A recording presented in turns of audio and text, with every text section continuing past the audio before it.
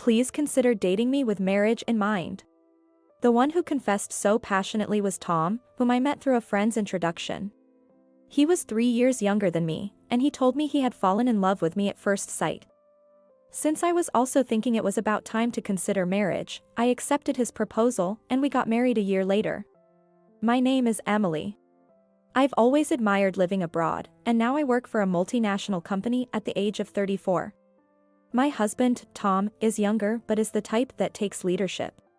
And it wouldn't be an exaggeration to say he's quite the traditional domineering husband. However, I actually didn't mind that. Having lived alone for a long time, doing household chores was normal for me, and I didn't find it painful, plus I enjoy cooking. So Tom hardly does any housework, and I take care of it by myself. When we go out, Tom leads the way, so I can enjoy myself without thinking about anything. I think we have a pretty good balance. Things started to change when my mother passed away. During work, I got a call from my dad saying my mother, who had a chronic illness, had collapsed.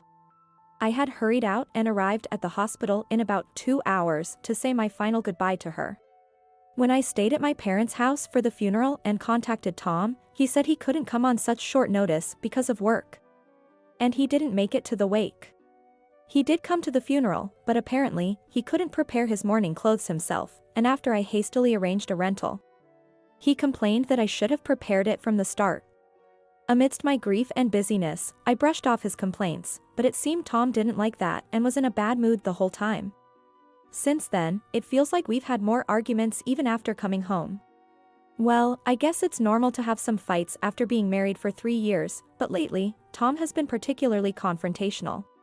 Still the traditional head of the household, he keeps telling me to prepare this and do that, and though I've refused out of annoyance. He doesn't know where anything is, so even preparing for his own business trips takes a long time. Moreover, he messes up the house while complaining, leaving a trail of clutter.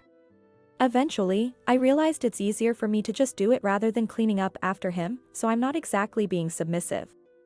But I've been taking care of most of the chores. The first anniversary of Mom's passing is next week, so I'm going to prepare for it. When I said that, Tom responded in an annoyed tone. Oh, I have an important meeting on that day. What should I do? Even though I had mentioned it well in advance, I don't understand why he would say such a thing. What? You mean you're not going? At that, Tom let out an exaggerated sigh. It's not like that, but it's going to be tough giving instructions to my subordinates, you know? He had been promoted recently and seemed happy to have subordinates, mentioning them to me at every opportunity. I feel like sighing myself. Anyway, please remember. I emphasized my request. And then, on the eve of the first anniversary. When I came home from work, Tom was sulking in the living room, drinking beer. Sorry, I'm late. I got caught up with overtime. He must be upset because I was late returning and dinner would be delayed. I've been waiting for over an hour, you know. Just as I thought. But it's only an hour. If he can't make anything himself, he could have bought something. I did inform him what time I would return, so he could have done something himself. Suppressing the urge to say this, I offered him the takeout I had bought. I thought it would be too late if I cooked, so I bought this instead. Then, Tom slammed his beer glass down. These again? Haven't you been cutting corners a bit too much lately? Again? The last time I bought a takeout was about half a month ago. Indeed, I've been busy lately, and the meals have been simple, but I've been mindful of nutritional balance and hardly ever bought ready-made food. So, his complaint seemed unjustified. As I pondered whether to argue back, Tom, perhaps misunderstanding something, pressed further. You can't say anything because it's true, right? Take care of the household properly. Lately, you've been coming home late. Saying you have overtime. Are you having an affair or something? Tom shouted that in anger. At his words, all the frustration I had been holding back exploded. Enough is enough. If I'm coming home late, there's nothing wrong if you prepare dinner. Since you can't cook, it's okay to buy takeout or some ready-made dishes, right? I always let you know when I'll be late, and I'm even doing your share of the housework. So how can you say such things? Then, Tom glared at me. Huh? You're 3 years older than me, you know? I could have married someone in their 20s, but I chose to marry you, who's older. You should be grateful and at least do that much. Without me, who else would take you? You'd be in trouble if I left you, right? How could he say that? I was so furious that I couldn't hold back anymore. Then go ahead and marry a younger girl. When we were dating and even before we got married, I asked you if it was okay that I was older, didn't I? You said it was fine, that's why we got married. It's not like I needed you to take me, I would have been fine on my own. Tom sneered at my words. Do whatever you want. I want a divorce. With that, Tom took his beer and food and went to his room. We've had fights before, but this was something else. This is just too much hassle. For now, I decided to eat the food and calm myself down. He must have been irritated because he was hungry. That's what I thought as I filled my stomach, but the feeling wouldn't subside. Tomorrow is the first anniversary of my mom's passing, and this is just trouble. After some time, I called out from outside Tom's room. We're leaving at 8 tomorrow, so I'll wake you up around 7.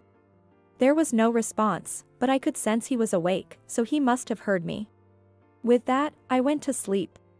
The next morning, when I got up early, Tom was already gone. The luggage I had prepared was still in the room. It didn't seem like he had left before me. Where had he disappeared to? He wouldn't answer his phone. And there was no reply to my messages. With no other choice, I left a voicemail and prepared to leave by myself. I finally got through to Tom while waiting for the train at the platform. I've decided to attend the meeting, I can't leave it to my subordinates. As soon as he answered, he said that, and I was taken aback. Wait a minute. But my voice was drowned out by the noise of the train, and the call ended. Feeling a mix of anger and resignation, I stood there dumbfounded. But before I could think any further, the train arrived. Carrying luggage for 2, I boarded the train. When I arrived at my parents' house, my dad asked with concern. Where's Tom? I didn't want to worry my dad, who had already been down since my mom passed away. Taking a deep breath, I managed a smile. Sorry, he said he had an important meeting. He was going to come, but with his recent promotion, it seems like a critical meeting. So I told him to go ahead and attend it. My dad nodded understandingly. I see, he's working hard. It's a shame we can't see him, but your mom would understand. Tell him to visit anytime. His words made my heart ache, but I managed to keep smiling. The day went by without any word from Tom, and I didn't reach out either, letting the night pass. I planned to stay at my parents' house tonight and return home tomorrow. That was the plan in the first place, so there was no need to contact Tom. Still, he was probably sulking, so maybe tomorrow I'll make his favorite hamburger. With that thought, I fell asleep. The next day, I left my parents' house and returned home around noon. I decided to go shopping after setting down my luggage, and entered the living room to place my things. As expected, the laundry was left untouched. Sighing at the thought that he still couldn't use the washing machine, I threw the neglected laundry in with mine and started a load. Taking a moment to breathe, I returned to the living room and noticed something on the table. Approaching it, I couldn't believe my eyes. There was a note that mentioned divorce. Why? I stared intently at the note. Is he saying we should get a divorce? I pulled out my phone from my bag. It should be his lunch break around this time. I wasn't sure if Tom would answer, but to my surprise, he picked up immediately. Tom? What does this mean? He laughed on the other end of the line. What do you mean? It's exactly what it says. Who needs a wife who doesn't do housework and is older, right? That's why I said divorce. Without you, I can remarry someone younger. After all, a wife is a status symbol, right? With you being older, I can't even boast about you to others. When my subordinates ask about my wife, it's hard to dodge the question. I was speechless at his reasoning. I had no words to return. If you don't want a divorce, then do your housework properly. I'll be home as usual today, so buy some beer. If you don't like it, take that paper to the city court. It's all the same to me. With that, the call ended. I couldn't utter a single word of protest before the call ended. This must be what being at a loss for words feels like.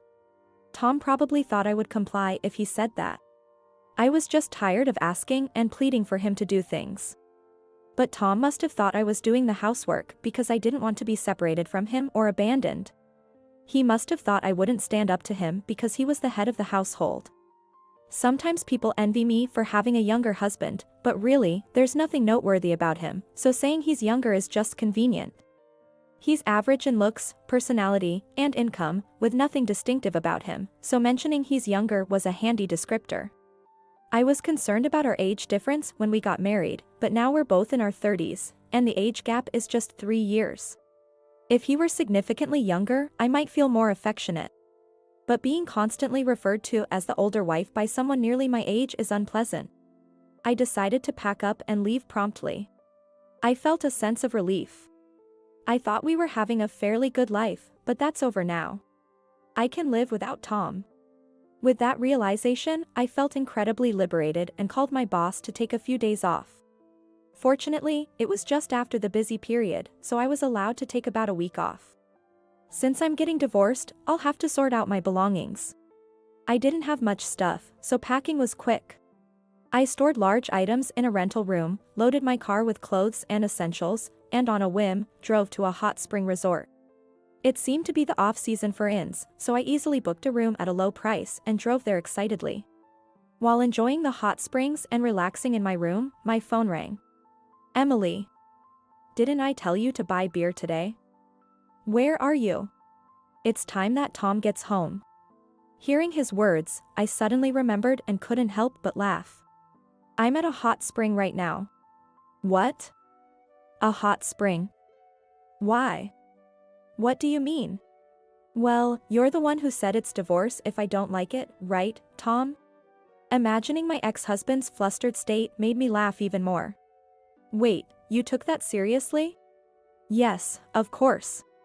"Why?" "Because you're the one who said we should get a divorce, Tom. Have you already forgotten what happened a few hours ago?" Then I heard a clearly flustered voice. "Hey, you're joking, right? You're just at a spa or something, right? Then I'll go get some takeout, so come back home early." His sudden change in tone, acting like a kind husband, made me unable to stop laughing. It's about an hour and a half by car. There's an open-air bath, and it's really nice. You going out to buy your own meal? What a surprise. I've moved out all my stuff so I won't have to come back, so do as you please with your life. Tom was desperately pleading for me to come back. But, of course, I had no intention of returning. "You're the one who said we should get divorced, are you stupid? It's so obvious you were trying to use divorce as a threat to make me comply. I told you, I can live without you. Now you can divorce the old wife and go marry a younger one, if you can manage that." Tom fell completely silent. "I think it's none of my business, but you should really consider moving out of that apartment soon." It was then that Tom finally spoke. "Why?" His voice was almost a whisper. "Because, think about your income. If you keep living there, you'll go bankrupt soon. From now on, you'll have to outsource cleaning, laundry, and cooking, or eat out, right? That will cost money, and if most of your salary goes to rent, won't you be in trouble? You used to say you were supporting me, but my salary is almost double yours. I never thought I was supporting you, but if anything, I was the one supporting. Also, you act all bossy because you got one subordinate, but did you know I have more subordinates? And even more under them?" I didn't talk much about work because Tom would get in a bad mood, but in terms of position and salary, I was higher. Living together, you'd think he would have noticed, but it seemed like he was only just realizing it. With his high pride and patriarchal attitude, Tom might have been maintaining his self-esteem by looking down on me. Now that he can't look down on me anymore, he must be feeling down.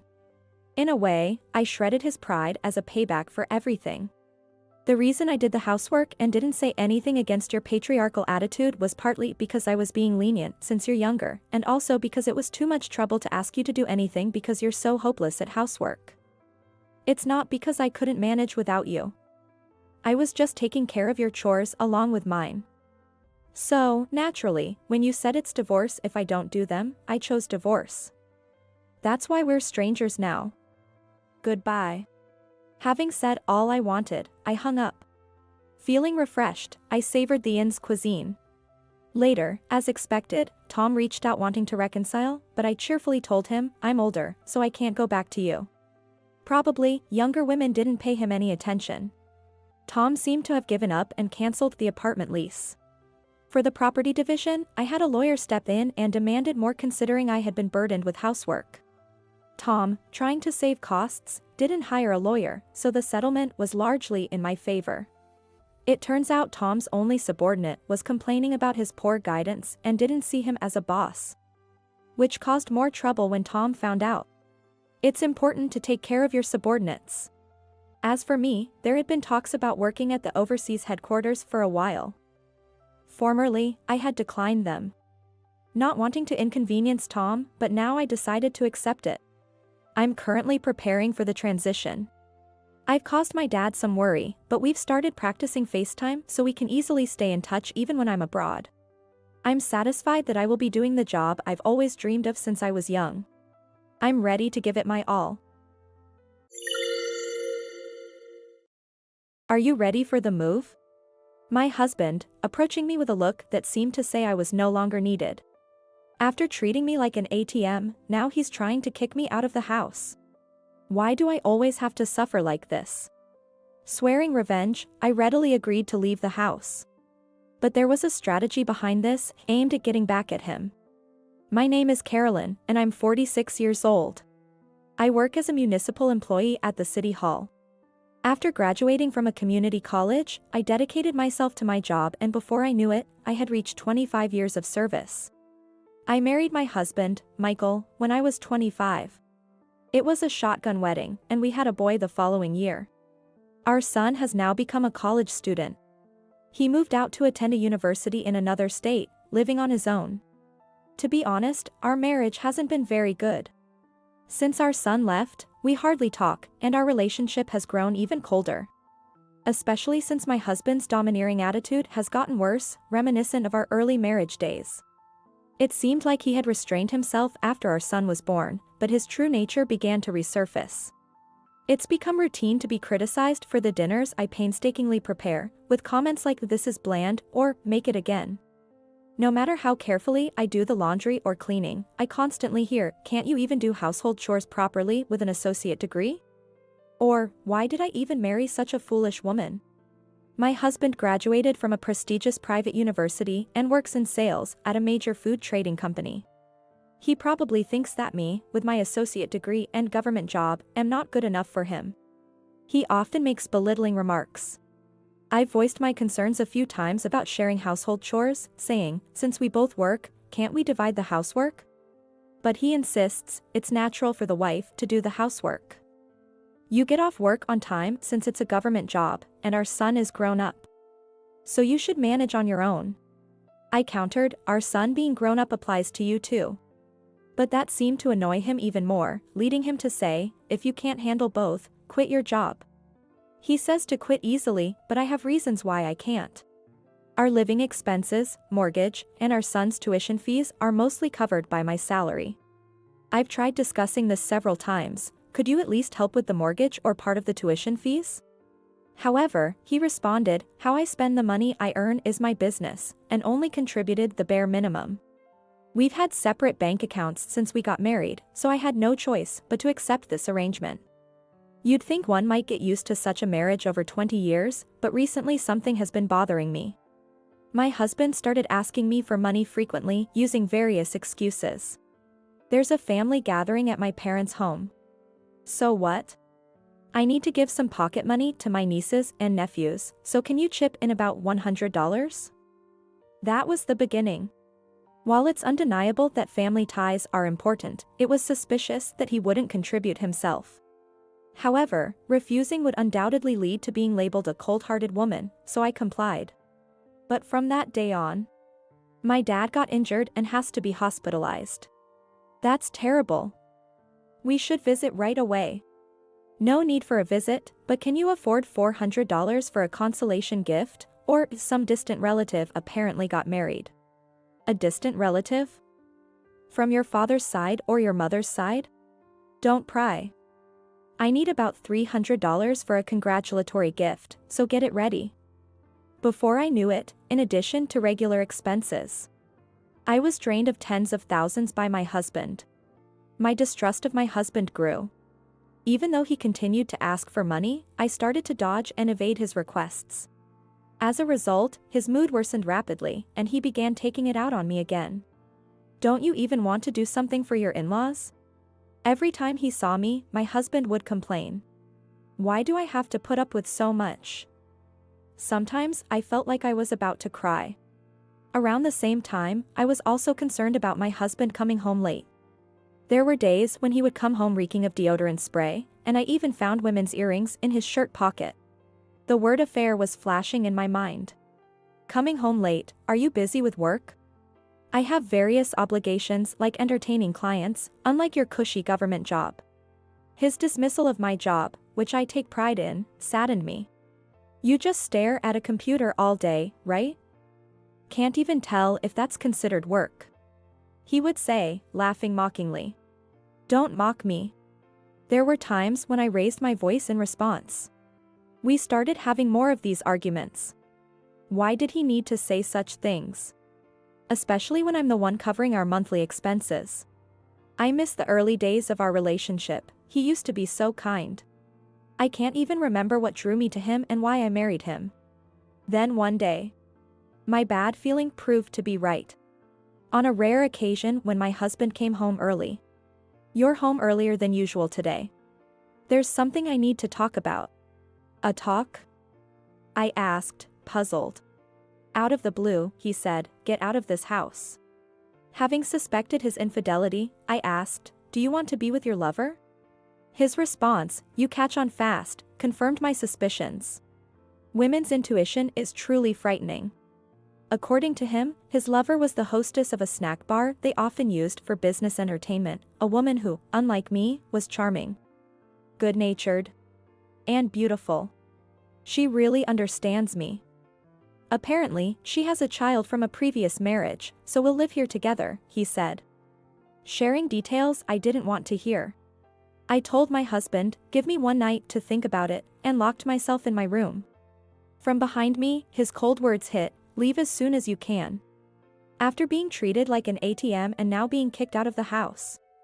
The money I was drained of must have been funneled to his mistress. His late returns under the guise of business entertainment might have been lies, meeting his lover instead. Why must I always be the one to suffer like this? Fed up with my husband's unreasonable laziness, I decided to enact a plan. The next morning. Are you done packing for the move? To his sarcastic question, I coolly replied, I'll be out today. My refreshing demeanor surprised him, but he was pleased, saying, finally, I can escape this dreary life. It's better to have a beautiful woman in a home that's just for sleeping, even if it's plain. You lack flair. I'll take all my belongings with me. That's necessary. Otherwise, we can't start our new life. He said with a smug face. By we, he meant his mistress and himself.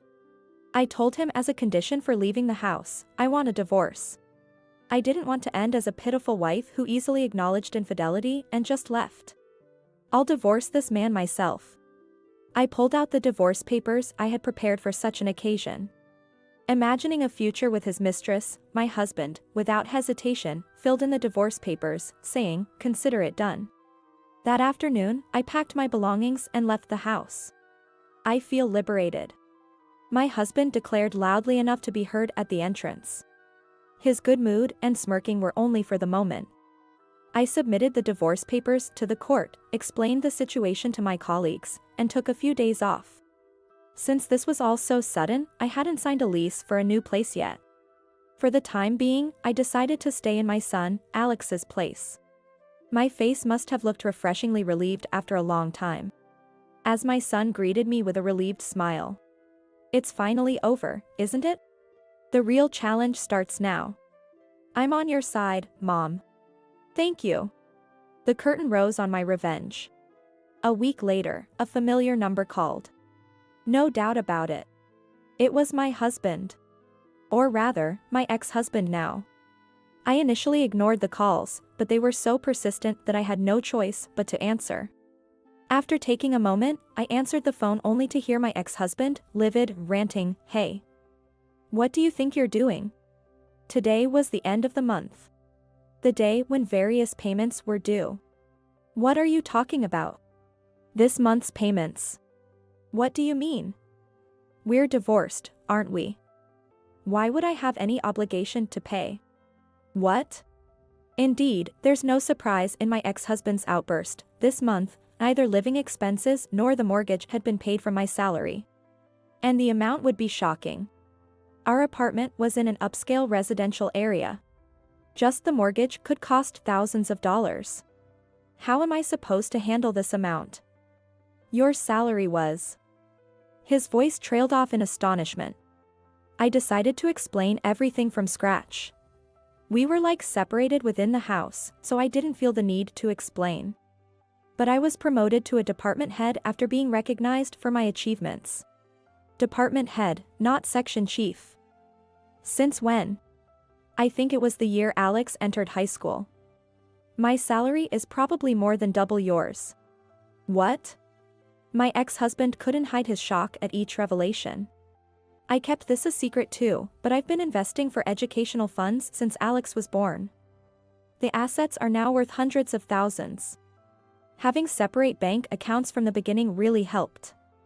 It saved me from you knowing about the money movements. Can't be. I continued calmly. I had thought about divorcing earlier, but I figured there was no point for him in giving up a convenient ATM. So I led my ex-husband to agree to the divorce willingly. I had played the part of a dutiful, obedient wife on purpose, giving him money to lead him on. I had told my son about the planned divorce well in advance and encouraged him to attend a university far away from home. All of this was part of the plan. After I explained everything, my ex-husband fell silent, unable to say anything.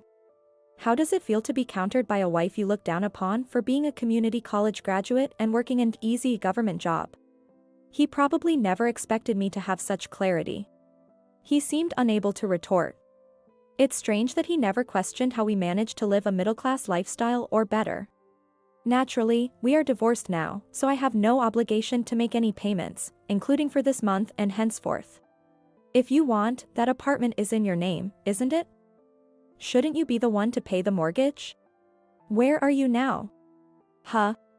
I'm coming to pick you up, so tell me where you are, my ex-husband managed to say after a struggle. I even asked your office, but they said you're on a few days off and didn't know where you are. How am I supposed to live now? He muttered under his breath. And for a good reason, as I had arranged with my workplace and son to disappear from my ex-husband's radar. Of course, I had also informed my parents and relatives. It seems my ex-husband was now at a dead end. You could just earn your own living. Though, with your debts, you won't be able to live as lavishly as before, I said coldly. And I could hear him gasp. How did you know? A private investigator can find out easily. Apparently, my ex-husband had been squandering most of his salary on gambling. He was in debt, and I had been covering the repayments with the living expenses I paid every month. You're foolish to even lavish gifts on your mistress. I'll return the words you once said to me. How could I have married such a fool? My relentless counterattack left my ex-husband speechless again.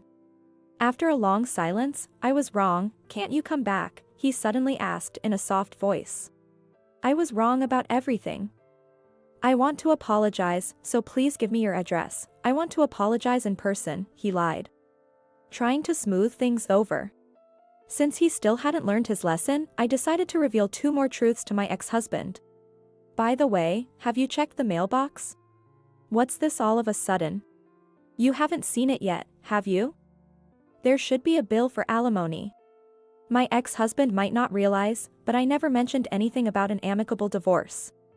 Naturally, I have the right to demand alimony from him. There's one more thing. Is there still something else? Haven't you received a notice from his university? What notice? About the tuition fee withdrawal. What? Yes, I had asked my son to change the account for tuition fee withdrawals to my husband's name. The tuition fee for the upcoming semester will be withdrawn soon. Wait a minute. Let's talk this over calmly. I am perfectly calm. At least he didn't end up attending the same prestigious private university as my ex-husband, which is a relief in itself. My bright son worked hard and, despite my ex-husband's objections, managed to enroll in a more affordable national university in the countryside. Still, the tuition fee for just the first semester runs into thousands of dollars. The deadline for the alimony is also approaching, so please make the transfer soon. Please, have mercy. Why don't you stop this disgraceful behavior? I'm done associating with you. With that, I hung up the phone. Later, through the grapevine, I heard that my ex-husband, having lost my support, was forced to sell the apartment we lived in. He's now living in a dilapidated share house in a building that's 50 years old. Desperate without the financial support, my ex-husband frantically tried to reach out to me multiple times, hoping to rekindle our relationship. I don't know what kind of person his mistress was, but the fact that he didn't rely on her probably speaks volumes about her character. I also learned later that, to add insult to injury, my ex-husband was eventually abandoned by his mistress and left all alone. I had the detective agency investigate her as well. And surprisingly, it turned out she didn't have any children, contrary to what my ex-husband believed. He was the only one who was serious about the relationship. He was thoroughly played for a fool. After treating me like an ATM and then kicking me out of the house, I hope he reflects on his actions. Burdened with debt he accumulated himself and the alimony owed to me, he turned to his parents for help. But they couldn't forgive the terrible way he treated his wife and turned him away. Disowned by his parents, my ex-husband now has no one to turn to and is lost.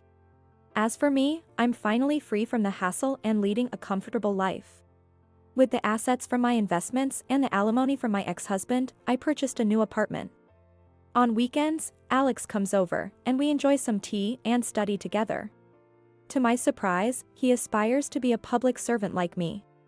It fills me with joy to see him studying hard for the National Civil Service exam, taking my advice to heart. I've returned to work and expressed my gratitude to my superiors and colleagues by distributing thank you sweets for their support. This ordeal has reaffirmed my belief that diligence and perseverance are always rewarded in the end.